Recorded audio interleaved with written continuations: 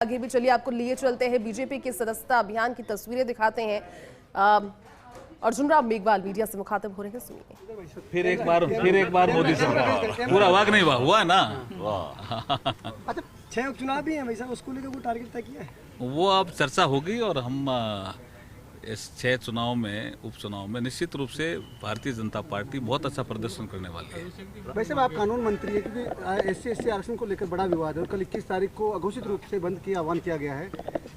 देखिए, 2-3 चीजें आप एक साथ पूछ रहे हैं। एक तो 2 दिनों से एक लेटरल एंट्री वाला मामला चल रहा है जिसको आप पूछना चाह रहे हो। दूसरा, आप सुप्रीम कोर्ट का एक निर्णय है SC कास्ट को लेकर के सब कैटेगराइजेशन का, 2 ही विषय पूछना चाह रहे हो ना आप? या और भी कुछ पूछना है?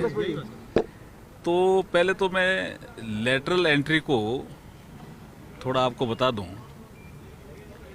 कि ये नेहरू जी के कालखंड से शुरू हुई थी लेटरल एंट्री। इसको इंदिरा जी ने भी जारी रखा, राजीव गांधी जी ने भी जारी रखा और मनमोहन सिंह जी ने भी जारी रखा। अब लेटरल एंट्री को लेकर के जो ये राहुल गांधी जी, जो नेता प्रतिपक्ष भी हैं लोकसभा में, वो बेबुनियाद आरोप हम पर लगा रहे हैं। तो मैं उनसे पूछना चाहता हूं कि क्या डॉक्टर मनमोहन सिंह जी, जिनको आपने सीधा ही वित्त सचिव बनाया, लेटरल एंट्री नहीं था क्या? मोन्टेंग सिंह आलूवालिया, जिसको आपने योजना आयोग का उपाध्यक्ष बनाया, लेटरल एंट्री नहीं था क्या? विमल जाना लेटरल एंट्री नहीं थे क्या? सैम पित्रोदा लेटरल एंट्री नहीं थे क्या? ये जिसको चाहे उसको बना लेते थे। तो मोदी जी के आने के बाद मोदी जी ने कहा भाई ये सिस्टम ठीक नहीं है। अगर विषय विशेषज्ञ चाहिए सिस्टम में तो इसका एक सिस्टम होना चाहिए और UPSC एक संस्था है, उसको ये काम देना चाहिए। तो इसका प्रेजेंटेशन हुआ नीति आयोग में 2017 में। तब से लेकर इसकी समय समय पर कुछ वैकेंसीज, बहुत कम वैकेंसीज निकलती रहती है। जो UPSC की जो IAS IPS की वैकेंसी है उससे ये अलग है। कोई रिजर्वेशन पे किसी कोई आंच नहीं है। जो UPSC का IAS IPS या अदर सर्विसेज का रिजर्वेशन जैसा है वैसा है। इसमें भी ओपन फॉर ऑल है और ये कॉन्ट्रैक्ट की पोस्ट हैं। और इसमें अननेसेसरी के राहुल गांधी जी जैसे अग्निवीर पे झूठा आरोप लगाया, जैसे नीट पे झूठा आरोप लगाया। तो हम ये कहना चाहते हैं राहुल गांधी जी को, और हमारे राजस्थान में तो विशेष रूप से कहावत है कि काठ की हांडी एक ही बार चढ़ती है, बार बार नहीं चढ़ती है। एक विषय। दूसरा विषय है आपका, माननीय सुप्रीम कोर्ट ने एक फैसला दिया।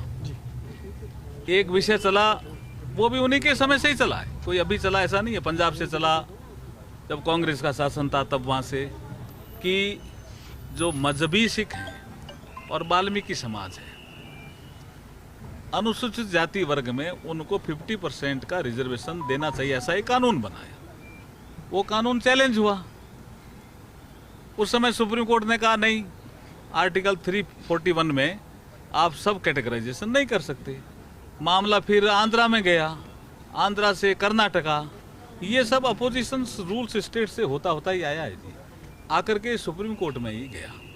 तो सुप्रीम कोर्ट ने अब कहा है कि भारत के संविधान के अनुच्छेद 341 में, जिसमें अनुसूचित जातियों का वर्णन लिखा हुआ है, समावेश लिखा हुआ है, जातियों के नाम लिखे हुए हैं, उसमें राज्य चाहें तो सब कैटेगराइजेशन कर सकते हैं, राज्य चाहें तो। ये राज्यों को अधिकार दिया जी, पहली बात तो। दूसरा, उसमें एक कंडीशन लगाई है कि राज्य ऐसा करने से पहले क्वांटिफाइबल डेटा इकट्ठा करेंगे। नंबर 1 कंडीशन है। नंबर 2 कंडीशन है, किसी भी और जाति को अगर आप सब कैटेगराइज करके रिजर्वेशन देना चाहते हैं तो उस जाति को आप 100% रिजर्वेशन SC का नहीं दे सकते। ये कंडीशन है। ये तो है निर्णय का पार्ट, किसका? सुप्रीम कोर्ट का। लेकिन एक अननेसेसरी विपक्ष के लोगों ने, जिसमें खड़गे साहब भी हैं, जिसमें राहुल गांधी जी भी हैं, उन्होंने एक विवाद खड़ा कर दिया, creamy layer. Creamy layer supreme court में एक ऑब्जर्वेशन था। सुप्रीम कोर्ट के फैसलों को पढ़ने से ये ज्ञात होता है कि ऑब्जर्वेशन पार्ट अलग होता है, जिसको हम टिप्पणी कहते हैं, और निर्णय पार्ट अलग होता है जिसमें डायरेक्शन होते हैं। तो क्रीमी लेयर का जो मामला है, that is a observation of the supreme court, that is not part of the decision. और sub categorization of the schedule caste, it is a part of the decision, और उसमें राज्यों को अधिकार दिया है। कोई कंफ्यूजन नहीं रहना चाहिए। विपक्ष इसमें भी भ्रम फैला रहा है, और मैं अनुसूचित जाति वर्ग से या अनुसूचित जनजाति वर्ग से ये अपील करता हूं कि विपक्ष के भ्रम में वो नहीं आए। Thank you. काफी क्लियर हो गया ना अब तो देखिए, केंद्रीय मंत्री अर्जुन राम मेघवाल को आप सुन रहे थे। उन्होंने कहा कि विपक्ष भ्रम फैलाने की कोशिश कर रहा है तमाम सारे मुद्दों पर, लेकिन भारतीय जनता पार्टी अटल है अपने संकल्पों पर। उन्होंने कहा था कि एक बार फिर से देश के प्रधानमंत्री नरेंद्र मोदी बनेंगे, और वो बन चुके हैं देश के प्रधानमंत्री, जिसके बाद भारत को 2047 100वें वर्ष तक आज़ादी के विकसित बनाने का संकल्प लिया हुआ है। और ऐसे में सदस्यता अभियान, जिसमें और सदस्यों के जुड़ने के साथ संगठन मजबूत होगा, वृहद होगा, ज्यादा बड़ा होगा।